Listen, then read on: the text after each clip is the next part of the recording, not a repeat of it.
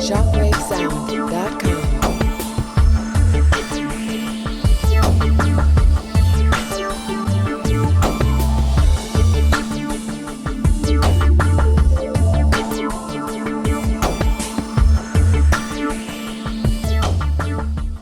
Olá, meu nome é Márcio Dourado Rocha e eu estou aqui para abordar com vocês a disciplina Economia e Negócios, nosso curso de Técnico em Seguros. A partir de agora nós vamos ver os principais conceitos gerais de economia e como tudo que se negocia tem a ver com economia, inclusive o mercado de seguros. Bem, caros alunos, então agora nós vamos adentrar ao conteúdo do nosso curso, da nossa disciplina de economia. No nosso conteúdo, então, os principais tópicos são a introdução à economia, demanda, oferta e equilíbrio de mercado, as elasticidades, a produção, os custos de produção e as estruturas de mercado. Então, a partir de agora, nós vamos delinear tais conteúdos e verificando o que tudo isso tem a ver com o curso técnico que você está fazendo. Bem, na introdução à economia, nós vamos estudar principalmente alguns problemas econômicos, a economia como uma ciência social, os problemas econômicos fundamentais, análise positiva, análise normativa da economia, como o estudo econômico é dividido e a fronteira de possibilidades de produção.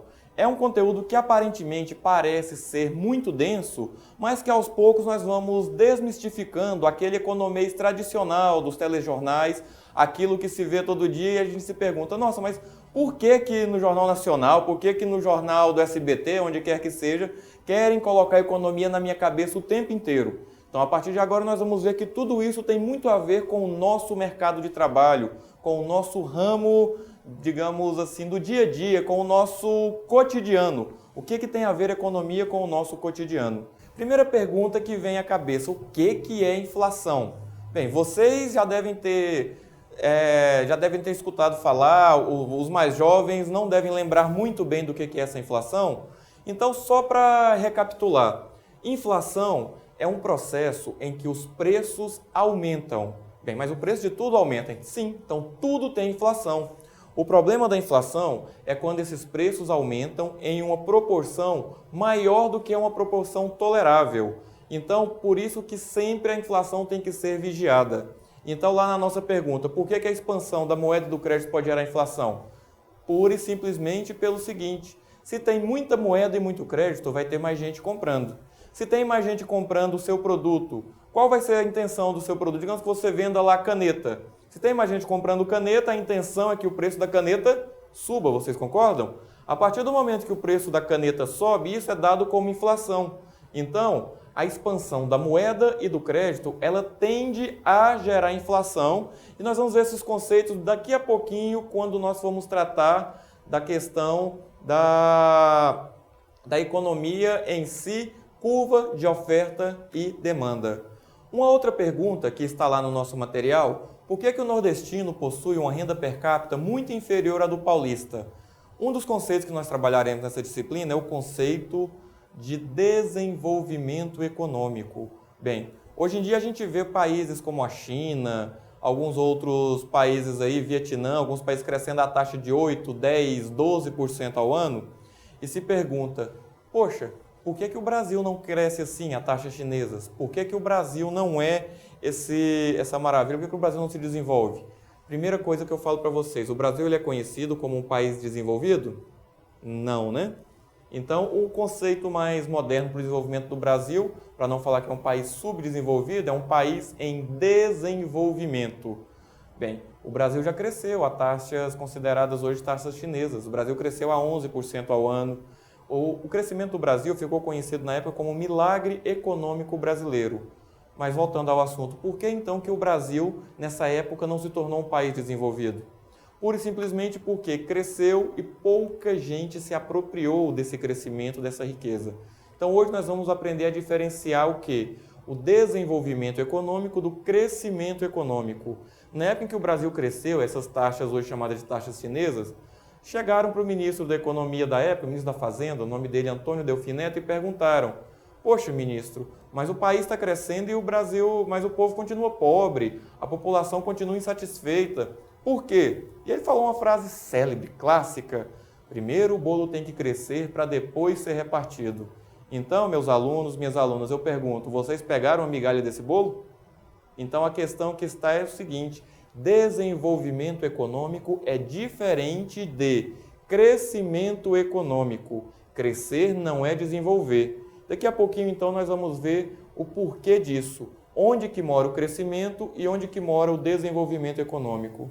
Mais uma pergunta que está lá no nosso material. Nós sempre tratamos da questão do dólar. Eu tenho quase certeza que você não recebe em dólar, recebe? Tenho quase certeza que você não pega dólares e vai lá no supermercado e fala, eu quero 20 dólares de pão. Então, por que uma desvalorização cambial pode conduzir a uma melhoria da balança comercial e a redução do salário real? O que tem a ver o seu salário com o preço do dólar, com o preço do euro, com o preço do peso argentino? Bem, pessoal, nós vamos estudar também na economia, e isso vai abrir portas para outras disciplinas que ainda virão nesse curso, sobre a importância da interação dos mercados. E essa importância da interação dos mercados é o que justifica todo dia nos telejornais estarem passando e pessoas tentando colocar preocupação na sua cabeça quanto à cotação do dólar, quanto à cotação da moeda estrangeira. Então, nós vamos verificar que o preço do dólar pode interferir sim no seu emprego, porque pode ser mais interessante, de acordo com como estiver a moeda norte-americana, empregar um chinês lá na China do que empregar um brasileiro aqui, empregar um alemão do que empregar um brasileiro aqui. Então, tudo isso tem a ver. Então, quando o câmbio se desvaloriza, quando o real passa a ser mais valorizado, a balança comercial melhora, certo? E o salário real tende a reduzir. Por quê? Porque quando isso ocorre, a nossa mão de obra ela fica mais barata perante as externas. Então, seria uma maneira de se valorizar mais o profissional nacional em detrimento ao profissional estrangeiro nessa questão do mercado globalizado. Um outro problema econômico que nós temos é por que a taxa de juros de mercado e o preço esperado de venda das mercadorias são dados importantes para as decisões de investimento das empresas. Bem, essa parte é extremamente interessante e está na moda atualmente, né? Está na moda a famosa taxa Selic. O que é a taxa Selic? Taxa Selic é algo conhecido como Sistema Especial Eletrônico de Liquidação e Custódia. Então, toda vez que vocês verificarem taxa Selic, muita gente se pergunta, o que é a taxa Selic? Agora, você que estudou economia aqui conosco já sabe. Então, Selic é o Sistema Especial ou Eletrônico de Liquidação e Custódia. Então,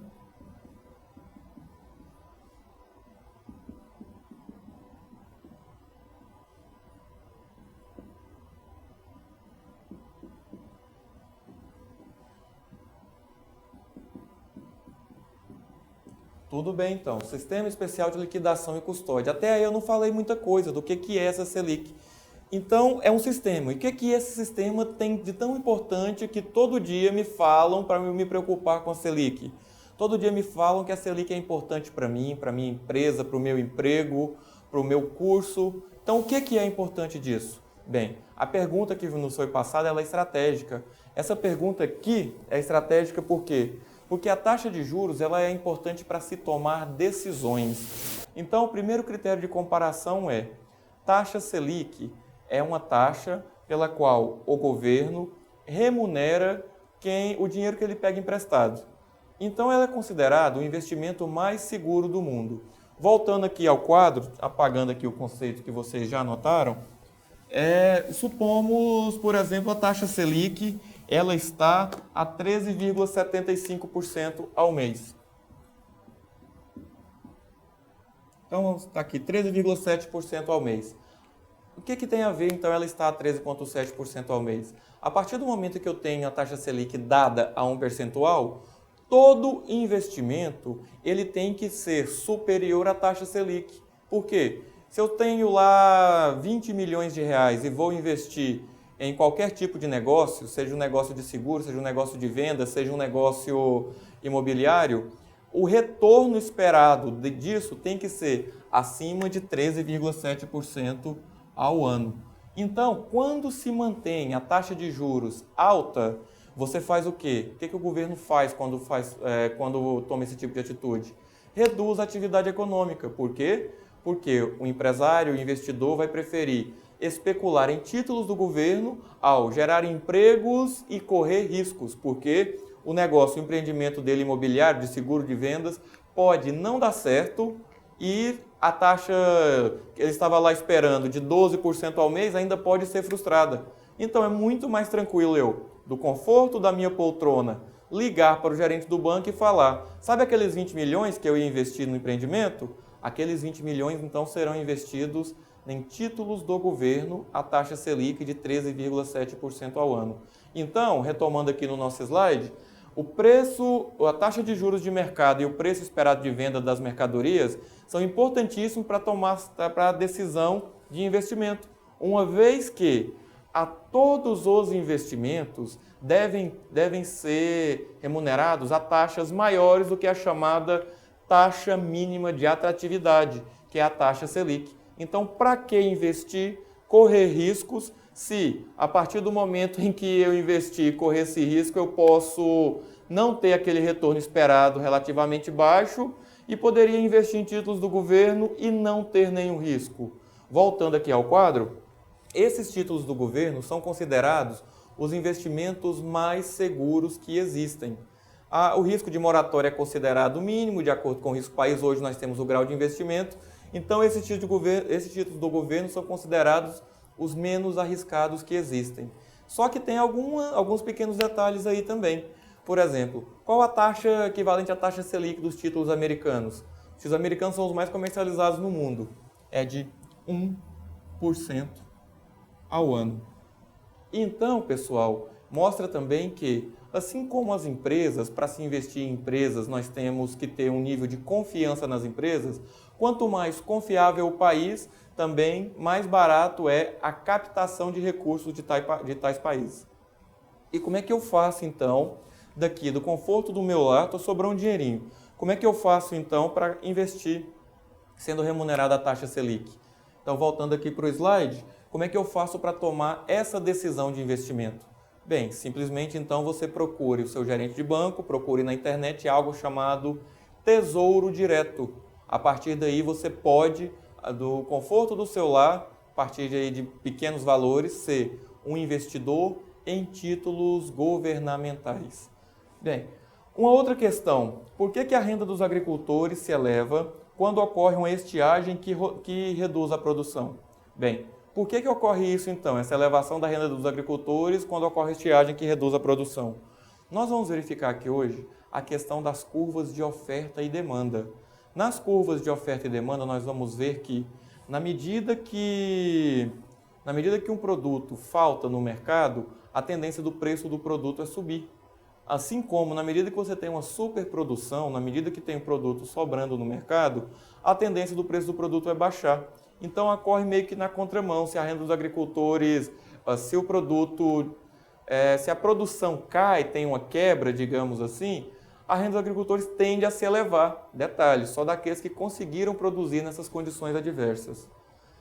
Por que a alta do preço do cafezinho reduz a demanda do açúcar? No nosso material está bem claro também a questão dos bens. Nós temos diversas categorias de bens. Nós temos os bens normais, nós temos os bens substitutos, complementares, nós temos os bens de luxo, os bens de Giffen. Então, no nosso material vocês vão ver com detalhes tal assunto e nós vamos verificar que, no caso aqui do exemplo dado, o cafezinho e o açúcar, eles são bens complementares. Por isso que muitas vezes não aconteceu nada com o preço de determinado bem e a demanda dele cai. Por quê? Porque aquela demanda é amarrada na demanda de outro bem. Então, bens complementares, eles têm isso, eles têm curvas complementares de oferta e demanda. Se caiu a demanda de um, então vai cair com certeza a demanda do outro. Assim como se fossem bens substitutos, digamos aqui gasolina e álcool. A alta do preço de um faria subir a demanda do outro, aí seria cruzado, digamos, o gráfico deste produto. E por último aqui nas nossas perguntas, por que estudar economia? Por que estudar economia? Não sei em que momento que você está acessando o nosso ambiente de aprendizagem, mas por que estudar isso quando o lazer é mais interessante? Quando abrir um site, um site aí de relacionamentos, um site de notícias, um site de vídeos, seria muito mais interessante. Nós vamos estudar também o custo de oportunidade, que é o quê? O preço que se paga por uma coisa para obter outra coisa. Então, hoje, vocês estarem estudando economia neste momento, vocês estão tendo um custo de oportunidade, que é o lazer que vocês não tiveram, para obter o quê? O conhecimento e a certificação técnica na sua área, a certificação profissional para a atuação. Então, a partir de agora, nós vamos adentrar no conteúdo específico do curso. Bem, então, iniciando a questão da introdução à economia. Se economia é uma ciência exata, porque só vê economia associada com números, só vê economia associada com cálculos, previsões e por aí vai. Não, economia não é uma ciência exata. Conforme vocês podem ver lá no slide que vai aparecer na sua tela agora, a economia ela repousa sobre os atos humanos e é por excelência uma ciência social. A tendência atual é colocar a economia como uma ciência exata. Então, de volta aqui comigo, é interessante essa questão, porque sempre que os economistas tentam acertar muita coisa, eles erram. Por quê? Porque o ser humano é imprevisível. Enquanto ciência social, a economia ela repousa sobre os atos humanos. Então, é meio complicado de se entender, de se precisar as relações, a interação do homem, certo? Nas atividades econômicas, como que eles vão se interagir, como que serão as vontades do ser humano para serem atingidas. Então, voltando aqui no nosso slide, a economia, então, ela é uma ciência social. Ela é uma ciência social que repousa sobre essas atividades humanas. Bem, complementando, então, a economia, ela é uma junção de duas palavras gregas, que são as palavras oikos e nomos. Quer dizer o quê? Aquele que administra o lar. Esse lar aqui dado na economia, ele pode ser o quê? Ele pode ser uma casa, ele pode ser um país, pode ser uma empresa, certo? Mas isso quer dizer que estuda a produção, a circulação e o consumo dos bens e serviços utilizados para satisfazer as necessidades humanas. Então, olha só as necessidades humanas aqui aparecendo. Necessidades humanas, então, é o objetivo central de estudo da economia. Só que por que a gente tem que estudar como satisfazer as necessidades humanas? Por que nós temos que correr atrás disso? Bem, pura e simplesmente porque nada no mundo é infinito. Já se acreditou que o ar era infinito, já se acreditou que a água era infinita, já se acreditou que as terras eram infinitas. E provou-se que tudo é finito. Então, dada essa escassez de recursos, a economia também é a ciência que estuda a escassez. Então, a economia ela não é a ciência do dinheiro, ela não é a ciência da fartura. Ela é a ciência que estuda a escassez. A ciência que estuda o uso dos recursos escassos na produção de bens alternativos, a forma pela qual a sociedade vai administrar a utilização desses recursos escassos. Então, essa é a pura definição da economia. Então, resumindo, a economia é o quê? É uma ciência social que estuda como o indivíduo e a sociedade decidem utilizar os recursos produtivos escassos na produção de bens e serviços de modo a satisfazer diversas pessoas e grupos da sociedade, tentando o quê? Satisfazer as necessidades humanas. Então a economia, ela repousa, e agora eu gostaria que esse quadro ficasse bem na memória de vocês, que ela repousa então em cima de uma contradição. Qual é a contradição? As necessidades humanas, elas são ilimitadas ou infinitas. Olha para você mesmo. Você hoje conseguiu comprar um carro zero, o carro que você sempre sonhou. Depois de uma semana, esse carro já não está te satisfazendo mais. Você quer o quê? Você quer um carro melhor, você quer um carro mais potente, você quer uma Mercedes, uma Ferrari. E por aí vai. O cara que está com a Ferrari, ele também não quer sua Ferrari, ele quer outra coisa também. Então, as necessidades humanas, elas são ilimitadas ou infinitas. E eu ouso dizer que, além de limitadas e infinitas, elas sempre se renovam. E a questão é, apesar disso, os recursos produtivos, eles são finitos e limitados. Então, diante disso, diante das necessidades ilimitadas ou infinitas e dos recursos produtivos finitos e limitados, eu tenho alguns problemas econômicos que eu tenho que lidar para tomar as decisões de como investir, de como alocar melhor esses recursos. Meus recursos produtivos são os recursos naturais, mão de obra, capital e insumo. Os recursos naturais são a terra, a matéria-prima e por aí vai.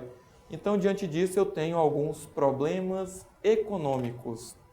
Então, quais são os principais problemas econômicos que nós temos?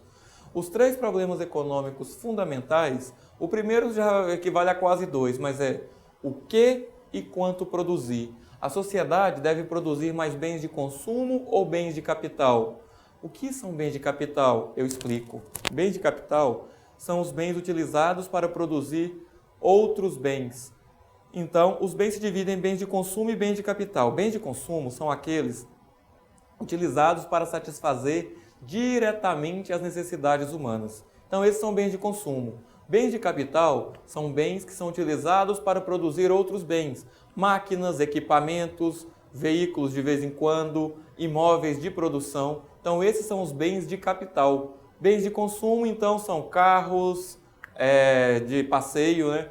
Roupas, calçados, alimentos, são os bens de consumo. Como produzir? Como produzir é o segundo problema econômico fundamental, que é uma questão de eficiência produtiva. Quer dizer, a empresa, então, ela vai produzir mais com capital ou mão de obra intensiva? Capital, eu já expliquei lá para vocês o que seriam os bens de capital. Então, olha, por exemplo, a construção civil. Antigamente se produzia com muita mão de obra intensiva e pouco capital. Você ia numa obra, para você ver, por exemplo, um equipamento, uma betoneira, uma maquita, era raro vocês verem esse equipamento. Hoje em dia, qualquer obra tem isso. Por quê? Porque a mão de obra se tornou escassa e, então, de acordo com a necessidade econômica e a tecnologia que barateou, hoje qualquer puxadinho tem uma betoneira, qualquer puxadinho tem uma maquita, qualquer pedreiro, digamos assim, de bairro, tem tais equipamentos. Por quê? Porque hoje se trabalha, o como produzir mudou. Hoje se trabalha com mão de obra mais reduzida e com maior utilização de capital. E para quem produzir? Para quem produzir é o terceiro problema econômico fundamental, que define como será a distribuição da renda gerada pela atividade produtiva. Quais são os setores que serão beneficiados? Então, esses são os 3 problemas econômicos fundamentais. Então, agora com a tela cheia, vocês vão verificar que os problemas econômicos fundamentais, então, nós temos as necessidades humanas, que são ilimitadas ou infinitas, e os recursos produtivos são escassos. Então, eu tenho, diante dessa escassez, me sobra aquele dilema, eu tenho que fazer a escolha. A partir da escolha, então, como fazer essa escolha? Eu me pergunto o que e quanto, como e para quem produzir. Então, aqui estão os 3 problemas econômicos fundamentais. Agora, de volta aqui comigo, agora que os problemas econômicos fundamentais estão na cabeça de vocês, nós vamos tratar sobre o sistema econômico ou organização econômica. Bem, então vocês já viram o que é economia, já viram para que serve a economia, tem alguma relação com o curso que você está fazendo, com certeza, e agora tratando sobre sistema e organização econômica. Bem, toda economia, então, ela está organizada, certo? Para desenvolver as suas atividades econômicas. Toda a sociedade está organizada para desenvolver atividades econômicas, que são atividades de produção, circulação, distribuição e consumo de bens e serviços. Bem, de novo aqui, olha, atividades de produção, circulação, distribuição e consumo de bens e serviços, tentando satisfazer as necessidades humanas. Então, quais são os principais sistemas econômicos que já vigoraram no mundo? Bem, as 2 principais formas são economia de mercado ou descentralizada tipo capitalista. Essa é a primeira forma. E a segunda forma é economia planificada ou centralizada tipo socialista. Aí, meus caros alunos, minhas caras alunas, eu pergunto, o Brasil se encaixa em qual desses 2 tipos de sistema econômico? Pergunto-lhes, faça sua reflexão, respondo agora para vocês. Bem, o Brasil se encaixa no sistema de economia de mercado. Aí muita gente vai falar, poxa, mas tudo é tão centralizado no Brasil? Sim.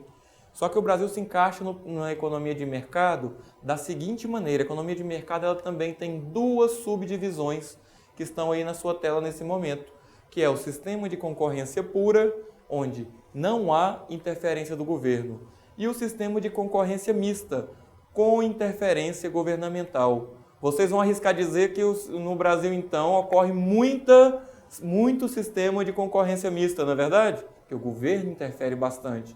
Isso é verdade, daqui a pouquinho nós vamos ver a importância da interferência do governo e o que é um mal necessário. É um remédio que, dependendo da dosagem, pode virar um veneno. Primeiramente, então, no sistema de concorrência pura. Bem, o sistema de concorrência pura, eu gostaria de chamá-los aqui ao quadro. O sistema de concorrência pura, então, ele é conhecido como o sistema liberal ou clássico. Sistema liberal ou clássico. Então,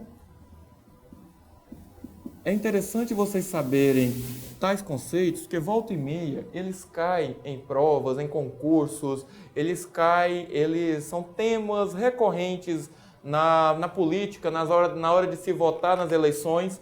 Então, é extremamente interessante saber a origem, de onde vêm tais termos. Esse sistema, então, que é liberal ou clássico, ele veio de um economista britânico lá da metade do século XVIII. O nome desse camarada era Adam Smith. Esse Adam Smith, então, ele é conhecido como o pai da economia moderna. Então, sistema liberal ou clássico, o que ele pregava? Já aqui no slide nós vamos ver que ele pregava que o mercado resolve sozinho os problemas econômicos fundamentais, como que guiados por uma mão invisível. Então, a partir disso, o mecanismo de preço vai promover o equilíbrio entre os mercados. Vamos ver então como é que isso funcionava na visão do Adam Smith aqui no quadro? Tirando então o nomezinho do Adam Smith aqui, nós vamos fazer então o básico da economia. Todo produto que vocês imaginarem, todo produto, olha para o peça ou calçado, olha na geladeira a comida que tiver lá, ele pode ser expresso em um gráfico. Então, o mercado desse produto pode ser expresso em um gráfico simples. É um gráfico do produto em que associa preço e quantidade. Todo produto pode ser expresso nesse gráfico.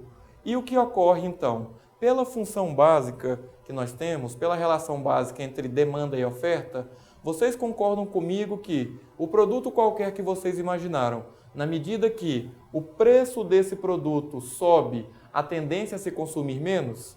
Então, posso dizer que a curva de demanda de qualquer produto, a curva de consumo, ela é decrescente, certo? Então, isso aqui eu tenho, vou colocar um Dzinho aqui, que é a curva de demanda. E vocês concordam comigo que se alguém está ficando rico vendendo alguma coisa, se alguém está vendendo bastante, ele quer vender mais? Então, se o preço de algo sobe, a tendência da quantidade produzida também é subir. Então, aqui nós temos a chamada curva de oferta. Então, essa aqui, eu vou colocar um Ozinho aqui, essa letra maravilhosa. Essa curva de oferta, então, se encontra com a curva de demanda. E no ponto em que a oferta se encontra com a demanda, eu tenho um preço, eu tenho uma quantidade. Então, quando eu tenho esse preço e essa quantidade no encontro da oferta com a demanda, eu tenho o chamado equilíbrio. Vou chamar ele aqui de PE, ponto de equilíbrio. Então, o ponto de equilíbrio nada mais é do que o encontro da oferta com a demanda. Então, esse é o ponto de equilíbrio que o Adam Smith falava lá na economia clássica, na economia liberal. Bem, retomando então pelo ponto de equilíbrio, voltando aqui no nosso slide, a mão invisível, então, regula como que se relaciona a oferta e a demanda. Não há interferência do governo. A própria mão invisível, então, regula o mercado. A própria mão invisível vai tratar de regular a economia. Bem, nesse exemplo aqui, por exemplo, o sistema de concorrência pura, Se tem um excesso de oferta, o que ocorre? A partir do excesso de oferta, claramente uma escassez de demanda, então tem muito produto no mercado. Simplesmente formam-se estoques desse produto e a tendência é o quê? Que os preços caiam até chegar num novo equilíbrio. Então, retomando aqui no meu quadro, esse nosso produto aqui, se houve um excesso de oferta, o que acontece então? O preço tende a cair. A partir do momento que o preço, olha só, aqui então eu tenho oferta 1, digamos que eu vou ter aqui oferta 2. A partir do momento aqui eu tenho a tendência de ter um preço menor, certo? Por quê? Porque por causa do estoque. E a partir disso, a redução de preços vai gerar um novo equilíbrio. Por quê? Porque vai existir concorrência entre os vendedores para atender aos escassos consumidores. Do mesmo modo, se tiver um excesso de demanda ou uma escassez de oferta, a tendência do preço é subir. Se tem 10 pessoas querendo comprar 8 produtos, a tendência é o quê? No fim das contas, virar um leilão. Então, a tendência é esse preço subir até um novo equilíbrio, certo? Então, a economia clássica, a economia liberal, na teoria ela é linda, ela é muito bem arrumada, porque a mão invisível, o sistema de preços consegue regular o mercado. Mas nós vamos ver que isso não é bem assim, porque na prática, nesse intervalo aqui, muita gente faliu, muito empresário declarou a bancarrota, suicídio e por aí vai. Então, a partir desses conceitos do Adam Smith, nós tivemos alguns outros fatores que impelem o governo a lidar com isso também, que nós vamos ver a partir de agora. Então, pessoal, lá no sistema de concorrência pura, como é que funciona, então, os problemas econômicos fundamentais? O que e quanto produzir? São problemas decididos pelos consumidores, certo? Soberania do consumidor no que produzir.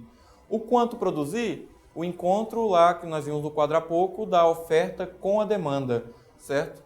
O como produzir? É uma questão de eficiência produtiva.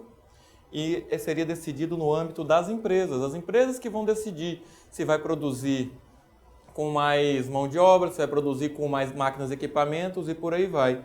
E para quem produzir? É decidido no mercado dos fatores de produção, demanda e oferta dos fatores de produção, certo? Na questão distributiva.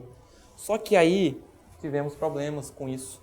O mundo funcionou nesse tipo de sistema econômico até o início do século XX. A partir daí, nós tivemos alguns problemas. Entre 1914 e 1918, tivemos a Primeira Guerra Mundial. Até aí tudo bem, Primeira Guerra Mundial, não que seja bem ter uma guerra, mas a Primeira Guerra Mundial foi quase o paraíso para uma determinada economia capitalista, considerado a economia mais capitalista do mundo até hoje, que é a economia norte-americana. Bem, Primeira Guerra, então, os Estados Unidos foram lá, forneceram armas, alimentos, tudo para subsidiar essa guerra. Certo? Com isso apropriou muita riqueza, a produção foi lá em cima. Em 1918 a guerra terminou. Os Estados Unidos acabaram entrando no fim da guerra ao lado dos aliados, a partir do afundamento do navio Lusitânia, mas isso não entra muito no nosso assunto. A partir do momento em que os Estados Unidos terminaram a guerra, a economia americana ainda continuou em alta, continuou, vamos dizer assim, bombando. Por quê? Porque era hora de reconstruir a Europa. Então, as empresas americanas continuaram lá em cima e lá praticamente não havia muita coisa que era do governo. A maioria das coisas ali eram privadas, era pedágio nas estradas, pontes e por aí vai. Então, no final do século XX, a Europa já estava praticamente reconstruída. Então, a Europa começou a andar com as próprias pernas, a demanda nos Estados Unidos dos produtos americanos baixaram bastante. Consequência, todos devem lembrar de um episódio, claro que nenhum de vocês estava lá, mas deve ter lembrado de estudar o episódio chamado Crise de 1929. A partir da crise de 1929, eu gostaria que vocês copiassem o nome desse camarada aqui, pesquisassem, joga lá no seu buscador, não vamos fazer propaganda para o Google não, né? Jogue lá no seu buscador sobre esse camarada aqui, que foi quem ajudou a resolver a crise de 1929. O camarada se chamava Keynes. Então, o Keynes, John Maynard Keynes, que não era americano, ele foi chamado pelo presidente, o Roosevelt, na época, para ajudar a resolver os problemas. E o Keynes fez o seguinte. Então, agora eu vou explicar um pouquinho melhor isso para vocês. Qual era a coisa do Keynes? Qual era o tchan da teoria do Keynes? O Keynes colocava que o governo ele não pode ser um simples espectador do mercado, porque o mercado, quando o mercado age para regular a economia, ele tende a se destruir, porque o mercado ele quer lucro. Então, a partir do momento que a teoria do Keynes entrou, o Keynes colocou o seguinte: nós vamos, a partir de agora, utilizar o governo como o motor da economia. A partir de agora, então, nós temos o governo como o Estado empreendedor. Nós temos o Estado empreendedor que vai gerar demanda de produtos, essa demanda de produtos vai gerar emprego, esse emprego gera mais impostos, que gera mais dinheiro para o governo. Então, o Keynes colocou que haveria um multiplicador. Esse multiplicador da economia era conhecido como multiplicador keynesiano. A partir disso, então, nos Estados Unidos, eles fizeram um plano chamado New Deal. Se vocês vão pesquisar o Keynes, vocês vão ver isso. New Deal quer dizer novo acordo. Então, diversas pequenas obras nos Estados Unidos, médias, grandes obras, mas especialmente pequenas obras localizadas para quê? Para gerar emprego, gerar renda e gerar multiplicadores dentro da economia. Então, a teoria do Keynes era: o governo deve interferir na economia. A partir daí surgiu o sistema, então, capitalista misto, com interferência do governo. Então, voltando lá no nosso slide, o que e o quanto produzir, então, são questões que no sistema de concorrência pura são decididos pelo consumidor, pela oferta e a demanda, certo? Só que no sistema de concorrência mista, isso muda um pouquinho. O Keynes colocava lá toda aquela teoria dele, colocava que o governo deveria agir. Então, quando o governo age, ele usa dos seus tentáculos, digamos assim, para lidar com cada um daqueles problemas econômicos. Quando o governo, no que produzir, que normalmente seria decidido pelos consumidores, o governo pode interferir. Por exemplo, o governo brasileiro ele subsidia carros com motorização até 1.0, motos com motorização até 150 cilindradas. Então, esses produtos têm um IPI mais baixo. Então, isso é o governo mexendo no o que produzir. Quanto produzir, o governo também mexe, a partir do momento que existem cotas de subsídios, existem cotas do Minha Casa Minha Vida. Então, o governo mexe nisso também. Como produzir? Como produzir, que geralmente seria a empresa quem decide como produzir, se vai ter mais mão de obra ou mais capital. Então, teoricamente, não tem como o governo mexer, não é verdade? Engano nosso, o governo mexe nisso também. Mexe a partir de quê? A partir de políticas salariais, a partir de políticas restritivas e a partir de políticas de trabalho. Por exemplo, as relações de trabalho no como produzir são decididas pelo governo, sim. Vocês veem aqueles filmes em que os caras pagam um dinheirinho lá no posto de gasolina, ele mesmo vai lá na bomba e completa o seu tanque? Bem, no Brasil isso não é possível. Por quê? Porque o governo mexeu no como produzir dos postos de gasolina. Mexeu no como produzir dos postos de gasolina quando uma rede de postos tentou trazer isso para o Brasil na década de 90 e foi proibido pelo Ministério do Trabalho. Então isso tornou a produção da empresa mais ineficiente, porque ia desempregar mais de 100 mil frentistas no Brasil. O governo cumpriu seu papel, protegeu o emprego nacional. Foi bom ou foi ruim? Não sei, faça a sua crítica.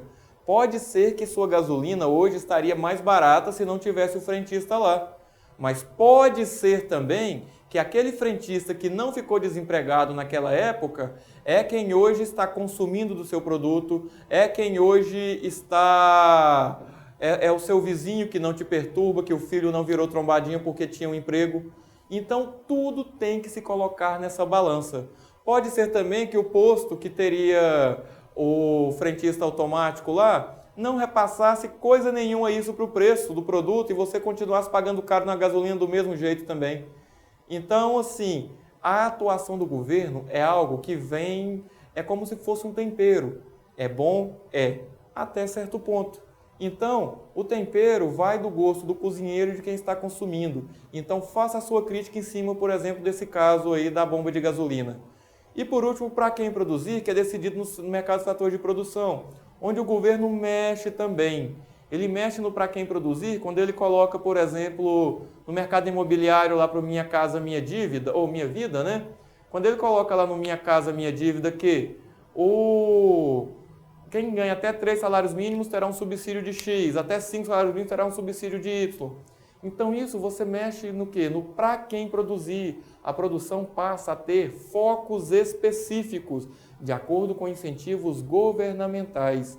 Voltando aqui comigo então, olha só, os nossos teóricos aqui no quadro, liberal e clássico, que eram os teóricos do Adam Smith, certo? Não era só Adam Smith que estava aí não, tinha uns doidões lá, tinha um cara chamado Thomas Malthus, esse era mais louco que o resto. Tinha o François Quesnay, tinha o John Stuart Mill, David Ricardo e por aí foi. Então eu falo que o Malthus era mais louco por quê? Porque ele falava que era interessante ter guerra, ter fome, porque pobre deveria morrer, porque o mundo não conseguiria produzir alimentos suficientes para todo mundo. Então, começou lá com a economia liberal ou clássica, depois passou para o Keynes, interferir na economia. Bem, os governos começaram a interferir muito na economia. Então, o sistema de concorrência pura deixou um pouco de existir e os governos passaram a interferir muito na economia. Então, pessoal, o sistema de concorrência pura, ele lida com essas situações e que não existe sistema de concorrência pura hoje no mundo. Em todo canto, o governo interfere.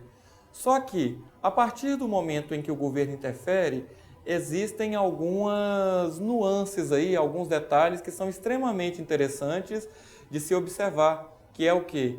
A medida da interferência do governo. Conforme eu citei para vocês há pouco, que a interferência governamental é como um tempero. Isso vai do gosto de quem está consumindo. E como é que você aplica o seu gosto, então? Na urna, de 2 em 2 anos, de 4 em 4 anos, seja como for. A partir disso que você vai escolher entre um governo que interfere mais e um governo que interfere muito. De volta aqui no quadro comigo, então nós temos o liberal ou clássico, certo? Que pregava a interferência zero. E nós temos o Keynes, que a teoria dele ficou conhecida como teoria keynesiana, que pregava a interferência do governo como motor da economia. Chegou um ponto em que falaram que o governo estava interferindo muito na economia. Então, alguns teóricos, chamada Escola de Chicago, falou que o governo deve interferir menos na economia. Então, de volta aqui comigo no quadro, então isso foi conhecido como modelo neoliberal ou neoclássico.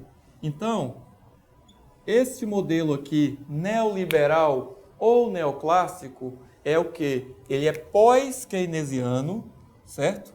Em que se coloca que um novo liberalismo econômico. Agora eu pergunto para vocês, isso é parecido com críticas de alguns partidos políticos? Isso é parecido com algo que aconteceu no Brasil recentemente? Sim. Isso aconteceu nos Estados Unidos na década de 60 e no Brasil na década de 90. E está acontecendo até hoje, que é o quê? A desestatização da economia. Então isso são medidas neoliberais ou neoclássicas, em que prega que, novamente, o Estado deve reduzir o seu tamanho, porque o Estado é ineficiente. Então, de volta aqui comigo no nosso slide, nós temos todo o resumo do sistema de concorrência pura, em que nós temos o mercado de bens e serviços e o mercado de fatores de produção. Nós, eu, você, seu colega de turma, o seu colega de ambiente virtual de aprendizagem, de fórum, todos nós somos famílias e nós nos relacionamos o tempo inteiro com as empresas. Então, sendo família e relacionando com as empresas, o que nós fazemos? Nós demandamos bens e serviços dessas empresas. e ofertamos nosso trabalho, nossos serviços para essas empresas. Então, dentro disso aqui, nós temos os 3 problemas econômicos fundamentais.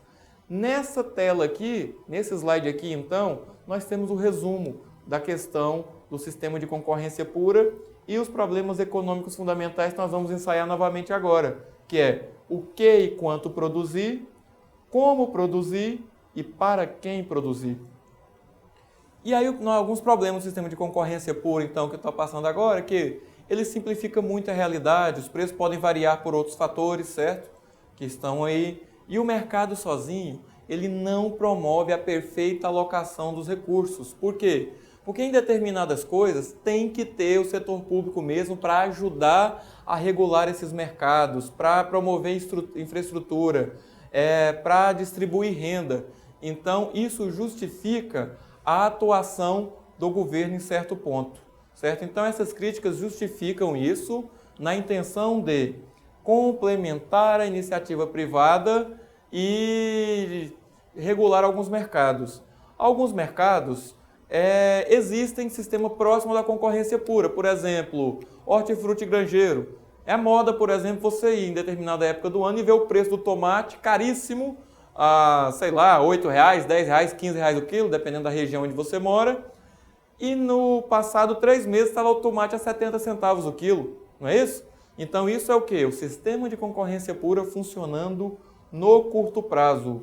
Então, recapitulando, o papel econômico do governo do século XVIII ao século XX, predominância do sistema de mercado próximo da concorrência pura. A teoria do Adam Smith, lá daquela turma, certo? Início do século XX, vem o Keynes com a teoria que o Estado tem que interferir. Então, colocou-se que o mercado sozinho não garante que a economia opere sempre com o pleno emprego dos recursos. Então, a partir disso, o Estado deve atuar, o setor público deve atuar na economia para evitar distorções alocativas e distributivas. Então, aqui no quadro, rapidamente, como está na moda falar muito do governo, vamos falar também? Então, falando do governo, quais são as funções do governo? O governo tem 3 funções básicas que será passada aqui para vocês, que vocês vão, a partir de agora, verificar ao longo do nosso curso, ao longo do seu dia a dia também, que são as funções alocativa, distributiva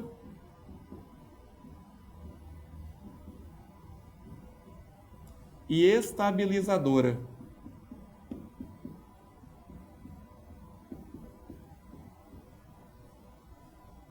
E aí, pessoal, a partir dos princípios governamentais, ele tem que cumprir esses 3 papéis. No Brasil, na nossa Constituição, nós temos ainda alguns princípios administrativos pelo qual o governo deve fazer tal coisa. E são princípios que nem sempre são seguidos. Então, aqui eu vou passar para vocês uma manhãzinha, um certo macete, para se saber quais os princípios norteadores do governo brasileiro. Então, são os princípios administrativos dispostos na Constituição Federal. Bem, quando perguntarem para vocês quais são os princípios com que o governo deve agir, deve interferir na economia, que o governo deve trabalhar, então simplesmente lembrem dessa sigla. Legal, né? O que significa? Legalidade, impessoalidade,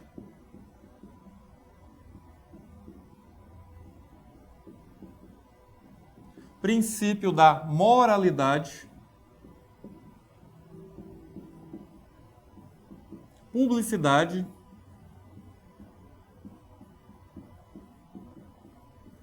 a letra parece que vai ficando pior, né? E o princípio da eficiência.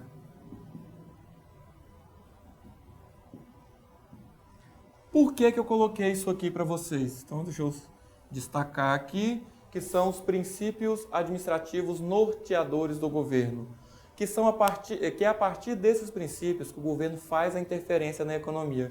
Quando há problemas, como o que nós vimos aí nos últimos tempos no nosso país, problemas de corrupção, o que ocorre? O governo, então, não cumpriu o princípio da legalidade, em que tudo deve haver lei que preveja, certo? Então, depois de agir somente sobre o que está sob a lei, do princípio da legalidade, nós temos o princípio da impessoalidade. Quer dizer o quê? Que não deve haver pessoalidade, relações pessoais nos atos, nos negócios do governo. Então, o governo deve ser impessoal, isso nem sempre é observado. Então, aqui também moram problemas de corrupção. O outro princípio é o princípio da moralidade. As atitudes do governo, as decisões do governo não devem ter questionamentos morais. Eles devem ter legitimidade moral de lidar, digamos assim, com moral acima de todos os outros negócios. O princípio da publicidade, porque para ter moralidade e ser impessoal, isso deve ser público, deve ser revelado às claras. E esse princípio, então, deve ser observado também nas atitudes, nos negócios do governo. E por último, esse aqui veio com a emenda constitucional em 98, eu não sou professor de direito, mas é muito importante, tanto eu, economista, quanto vocês, técnicos na área de gestão, saberem isso, é o princípio da eficiência. Não basta você agir dentro da lei, com impessoalidade, com moralidade e publicando. Tem que agir da melhor maneira para alocar bem os gastos públicos. Então, tem que ter eficiência. De volta aqui no nosso slide, então, o governo, ele interfere na economia como? Atuando sobre a formação de preços via impostos, via subsídios. Então, quando o governo quer estimular um setor, ele abaixa os impostos daquele setor. Quando o governo quer desestimular um setor, simples, vamos subir o imposto dele. Por exemplo, pesquisem aí, aproveita que vocês estão no seu ambiente virtual aí, abre uma abazinha, vamos pesquisar no buscador. Imposto sobre cigarro. Vocês vão ver que o cigarro tem um imposto aí de mais de 300%, eu acho que é bem mais que isso. Pesquisa aí que vocês vão ver. Por quê?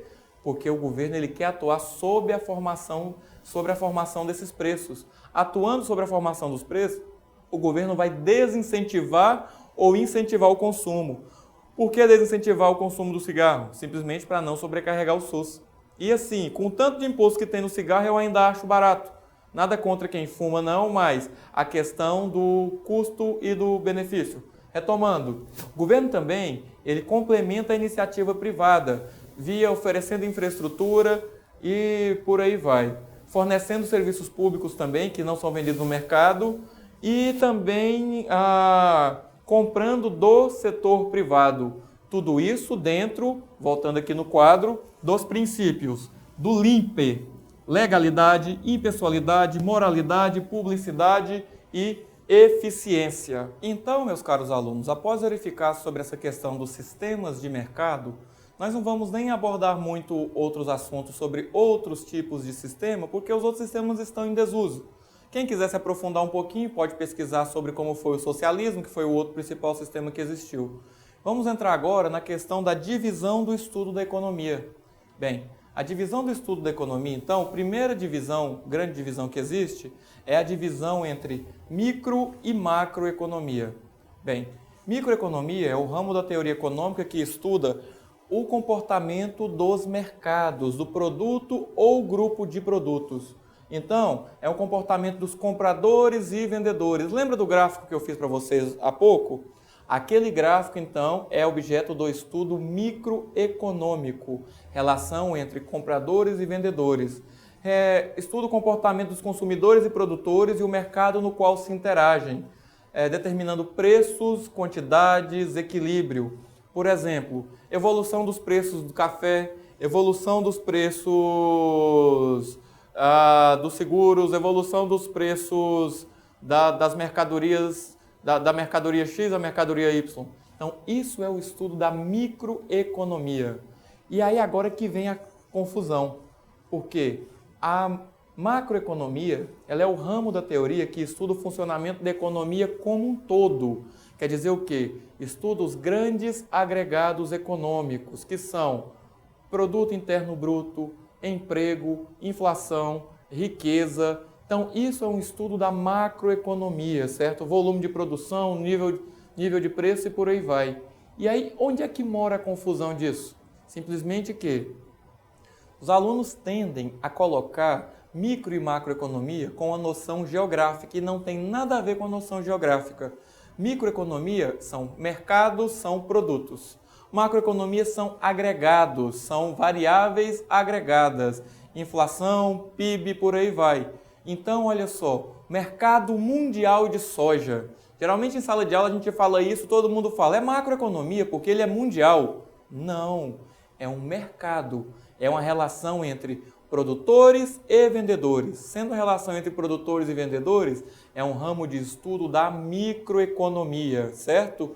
Taxa de desemprego na cidade de Catolé do Rocha, na Paraíba. É uma cidadezinha desse tamanhozinho. É um estudo macroeconômico, porque é um agregado, envolve mais de uma variável. Então, para ficar claro para vocês, microeconomia, então, mercado, certo? Não importa a região geográfica que abrange. Pode ser o mercado de tomate do seu bairro ou pode ser o mercado mundial de tomate. É um estudo microeconômico. Pode ser o mercado mundial de petróleo, que envolve a macroeconomia o tempo inteiro, porém é um estudo microeconômico. E pode ser o mercado, sei lá, mundial de saquinhos de papel. Tudo isso são estudos microeconômicos. Macroeconômico, então, pode ser o desemprego do seu bairro, pode ser o desemprego da sua rua, que é um estudo macroeconômico, porque envolve mais de uma variável. Ok, pessoal? Então, vamos treinar um pouquinho? Microeconomia, mercados. Macroeconomia, agregados. A partir disso, então, todos vocês já estão experts nesse assunto. Nós temos mais algumas divisões. As divisões são o desenvolvimento econômico. Como lá atrás eu havia falado para vocês, por que o Brasil não é um país desenvolvido? Bem, desenvolvimento econômico ele ultrapassa em muito o conceito de crescimento. O slide agora vai estar aí na sua tela, vocês vão verificar que o desenvolvimento econômico estuda os modelos de desenvolvimento que levem ao bem-estar do padrão, ao bem-estar da coletividade, à elevação do padrão de vida da coletividade. Preocupa com as questões estruturais de longo prazo, como crescimento da renda per capita, distribuição de renda, evolução tecnológica. Então, o Brasil não é um país desenvolvido. Por quê? Vou escrever aqui no quadro agora para vocês, por causa disso aqui, pessoal. Isso aqui é o Brasil. Igualzinho, né, pessoal? Por que esse aqui é o Brasil? Isso aqui é a chamada pirâmide social do Brasil. Na pirâmide social do Brasil, nós temos o grande problema, porque nós não somos um país desenvolvido. Nós temos aqui na frente menos de 2% da população que concentra mais de 30% da riqueza. Então, quando nós temos isso, até aí tudo bem. Nós temos rico, todo país tem gente rica, tá. Só que o grande problema é que cá embaixo nós temos mais de 30% da população que concentram menos de 2% da riqueza. Então, qual é o problema nosso? Nós temos muita gente com pouco e pouca gente com muito. Então, qual é a intenção das teorias do desenvolvimento econômico? Eu falo isso com alguma propriedade, minha dissertação de mestrado foi sobre isso. A intenção do desenvolvimento econômico, de novo aqui no quadro, é tirar pessoas daqui e colocar para cá. Então, com certeza, vocês estão de olho, por exemplo, no surgimento da chamada classe C. A classe C nada mais é do que pessoas que estão ascendendo da classe mais baixa aqui para o miolo. E aí vocês me perguntam, poxa, mas é possível? Sim. A Suíça tem rico? Tem. A Suécia tem rico? A Dinamarca tem? Tem. Lá tem milionários, bilionários. Lá então tem muita gente aqui. Lá tem gente aqui em cima também. Tem gente aqui embaixo? Tem também. Porém, aqui no meio tem muita gente. Então, o país ele é desenvolvido na medida que a riqueza é bem distribuída e mais pessoas têm acesso a educação, saúde, tecnologia, infraestrutura básica de vida. Então, toda vez que alguém falar sobre desenvolvimento econômico, toda vez que tiver um debate presidencial, toda vez que tiver algo assim, que pessoas estiverem discutindo crescimento da economia, aí vocês perguntam, Aí volta aqui no nosso slide e lembra do que a gente está vendo. Vocês vão se perguntar, sim, bem, crescer não é desenvolver. Será que esse camarada está propondo crescer o país ou crescer distribuindo? Então, sim, sem querer interferir na opinião política, na opinião pessoal de cada um de vocês, reflitam sobre isso, sobre o que é crescer e sobre o que é desenvolver. Não adianta nada o país crescer para poucos, como foi num pedaço aí do nosso regime militar. E até hoje nós não vimos as migalhas lá que o Delfim falou que ia distribuir. Então, esse é mais um estudo da economia. E por último aqui, a economia internacional, ela estuda as relações de troca e transações monetárias entre um país, onde se determina a taxa de câmbio do comércio exterior e as transações financeiras internacionais. Então, no nosso material escrito que vocês devem folhear, manusear dentro em breve, vocês vão verificar que economia internacional também é um ramo de estudo da economia, necessário por quê? Necessário porque o seu emprego, o meu emprego, a nossa atividade econômica tem tudo a ver com o chamado mercado globalizado. Esse mercado globalizado, então, é o que vai demandar se meu trabalho está barato, competitivo, em comparação ao trabalho de um chinesinho lá na China, em comparação ao trabalho de um americano. Então, a economia internacional que vai determinar essas relações de troca.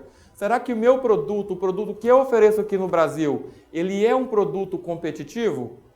Bem, muita gente fala do tal do custo Brasil. O custo Brasil, inclusive, é um reflexo de quê? Da economia internacional. É um reflexo de como as relações econômicas do Brasil estão com os outros países e em que medida o nosso produto ele se encontra mais ou menos competitivo do que produtos externos. Por exemplo, década de 90, a indústria calçadista brasileira praticamente faliu, porque nós, produzindo aqui, não conseguimos ser competitivos com os caras lá, com os chineses que estavam a 15 mil quilômetros de distância. Eles conseguiam trazer o produto muito mais barato do que o nosso. Isso aconteceu com calçados, aconteceu com brinquedos. Então, tudo isso é fruto de estudos da economia internacional. Então, pessoal, por aqui nós terminamos esse nosso encontro à distância. Eu desejo para vocês bons estudos, um bom direcionamento e um bom aproveitamento dos conceitos de economia e da aplicação disso para o seu curso técnico, para a sua vida profissional. Nos encontramos disponíveis nos ambientes virtuais para tirar eventuais dúvidas que tenham e desejo a vocês um forte abraço e bons estudos. Muito obrigado.